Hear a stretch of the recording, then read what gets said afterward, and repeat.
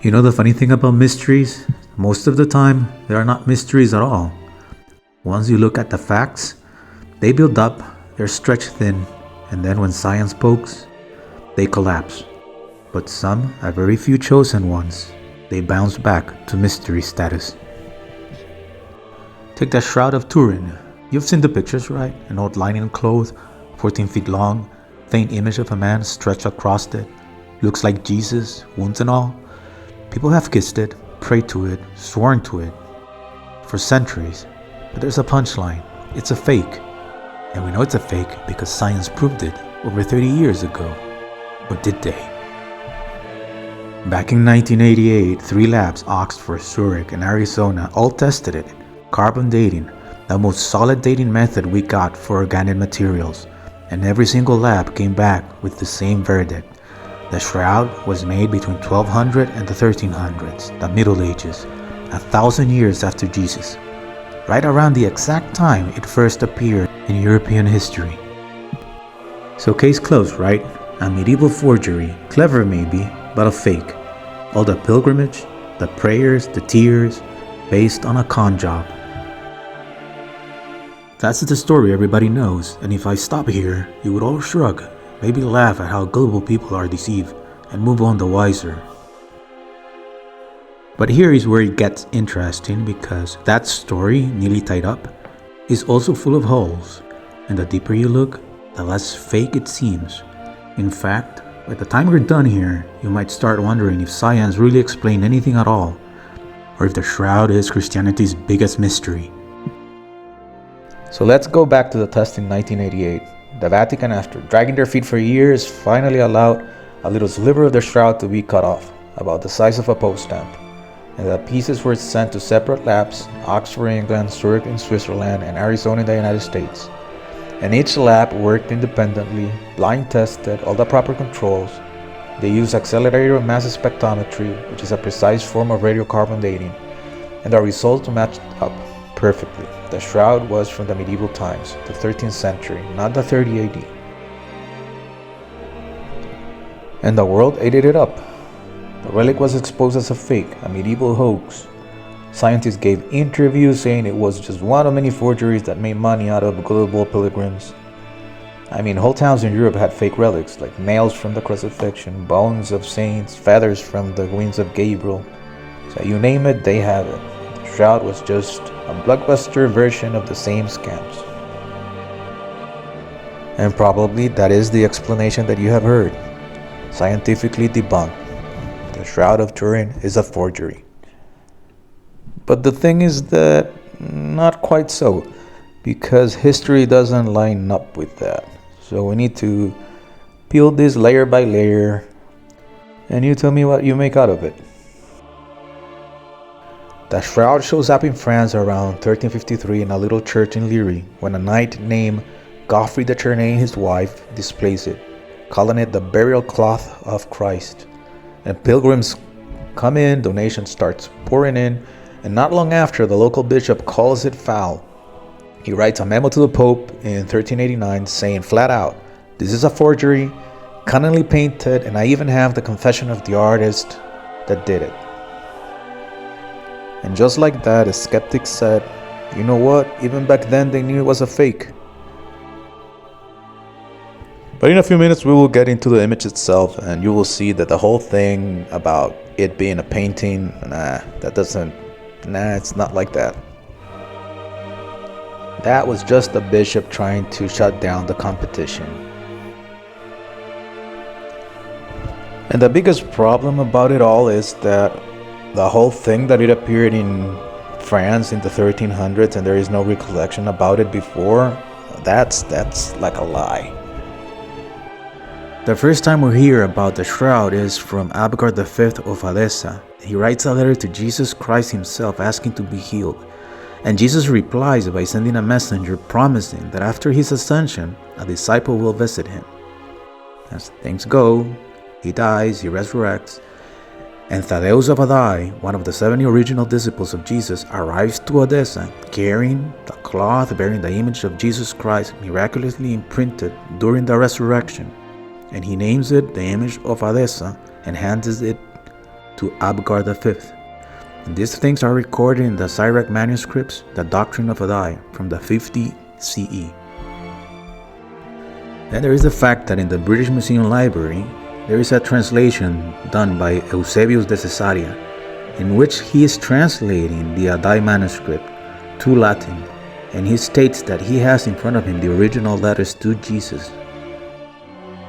And then we have the writings of Evagrius Scholasticus from the year 500 CE, which reports that the image of Edessa helped defend the city against the Persian invaders. Then in the year 944, we have a ceremonial transfer to Constantinople of the shroud, placed in the chapel of the pharaohs in the imperial palace. A sermon from that year describes a cloth bearing the form not only of the face but of the whole body of Jesus Christ, recorded in the Byzantine Chronicles Homilies from 944 British Library. Another mention before the 1300s was in the 1200s by a French knight called Robert de Clary. Eyewitness to the Fourth Crusade, he writes, in Constantinople there was another church called My Lady St. Mary of Blachernae, which was kept a shroud in which our Lord had been wrapped. Every Friday was raised up so that one could see the figure of our Lord upon it. Then a year later, after the sack of Constantinople, in 1204, the relic disappears from the public record. And guess what? A few decades later, the shroud shows up in France in the hands of a French knight's family. Coincidence? Maybe. But it sure questions the neat little story that it suddenly appeared in the 1300s. Alright, but still, the carbon dating, right? Science doesn't lie. 1200s, no wiggle room, except it is not that simple. The sample in 1988 was taken from a corner of the cloth, the exact corner that had been handled constantly during church exhibitions. Priests held it there, candles smoke over it, people touch it, and on top of that, the shroud was nearly destroyed in a fire in the 1500s. Silver melted into it, burned holes right through, and nuns had to repair it, and they did it by weaving patches. Later studies looked at the exact corner under a microscope and found it wasn't pure linen like the rest of the shroud. It had cotton fibers woven in and traces of dye. Basically, it looked like the corner had been repaired in the Middle Ages. So the patch that was tested wasn't the original cloth, it was a patch from the Middle Ages. In 2005, a chemist named Raymond Rogers published a paper in Thermochimica Acta showing chemical differences between the corner sample and the rest of the shroud. He wasn't a religious nut, he was a Los Alamos scientist, one of the guys originally involved in the testing. His conclusion? The 1988 test didn't date the main cloth at all. So suddenly, science debunking the shroud is not as airtight as they want us to think. Okay, so let's talk about the image itself. If it was a forgery, somebody in the Middle Ages made it easy enough, right? Except, nobody knows how they could have, because as of today, nobody has been able to duplicate the image. See, the shroud is basically a photographic negative. In 1898, an Italian photographer named Secondo Pia took the first photo of it, and when he developed the negatives, he almost dropped dead. Because in front of him, in the plate, there it was, a lifelike face, clearer than the faint smudge on the cloth. Nobody in the Middle Ages knew what a photographic negative was. The technology didn't exist until the 1800s. But yet, here it was, sitting in a cathedral for centuries. And it's not just that, the image contains 3D information. If you put it through analysis, brightness corresponds to distance from the body to the cloth. In other words, the image encodes depth, like a 3D map of the human form. Scientists have tried, but the deeper that they go, the deeper that the mystery gets. See, the image resides in the upper layers of the fiber. It's basically a decoloration of a few layers of cells in the cellulose, and it's a change in the carbon atoms from losing a covalent bond, meaning nothing has been added to the lining. It was caused by a reaction that dehydrated some cells. The image only affects 200 nanometers of the lining threads. That's thinner than a human hair. So whatever made the image, it was a surface level effect. Try that with medieval tools. Now, here's where it gets really weird. See, back in the Middle Ages, people thought that the crucifixion was nailing through the palms, but it turns out if you do that, you fall out of the cross. So you have to nail through the wrists. And this image in the shroud actually shows that, nails driven through the wrists. There's a wound on the side matching the spear thrust described in the Gospels, blood around the head like from a crown of thorns, marks on the back consistent with gorging, Roman style. And forensic pathologists who study it have said flat out, if this is art, is unnervingly accurate, right down to the medical details. No one in the 14th century could have known. And yes, tests have found real blood, type AB. Some skeptics say it's just iron oxide pigment, but multiple studies found hemoglobin, serum, and even bilirubin consistent with trauma. It is blood.